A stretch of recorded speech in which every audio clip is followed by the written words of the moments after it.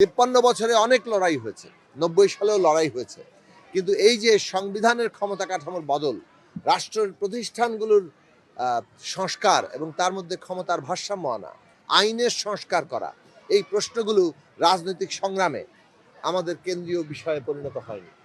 এইবারের গণ অভ্যুত্থানের প্রধান বিষয় হচ্ছে যে এই রাষ্ট্র ব্যবস্থা বদল করতে হবে, প্রতিষ্ঠান আইনের সংস্কার করতে হবে এবং একটা গণতান্ত্রিক সংবিধান প্রতিষ্ঠা করতে হবে, যেখানে ক্ষমতায় যারা যাচ্ছে তারা জবাবদিহিতাহীন থাকতে পারবে না, তাদেরকে জনগণের কাছে জবাবদিহিতা করতে হবে, সেই কাঠামো তৈরি করতে হবে।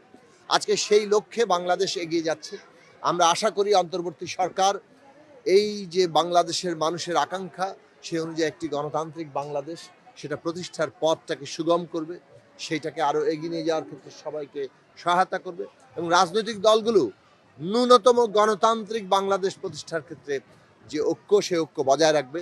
কেননা ফ্যাসিস্টরা এখনও তৎপর আছে, তাদের দেশি বিদেশি দোসররা তৎপর আছে। আমরা দেখছি যে তারা ভারতে আশ্রয় নিয়ে সেই দেশের গণমাধ্যম এবং তাদের সরকার, রাজনৈতিক দল, সেগুলোর সহযোগিতা নিয়ে তারা বাংলাদেশকে অস্থিতিশীল করার চেষ্টা করছে, বাংলাদেশকে এমনভাবে চিত্রিত করার চেষ্টা করছে সারা দুনিয়ার সামনে যেটা সম্পূর্ণভাবে ভিত্তিহীন এবং মিথ্যা। বাংলাদেশে মানুষের অধিকারের জন্য বাংলাদেশ কাজ করছে।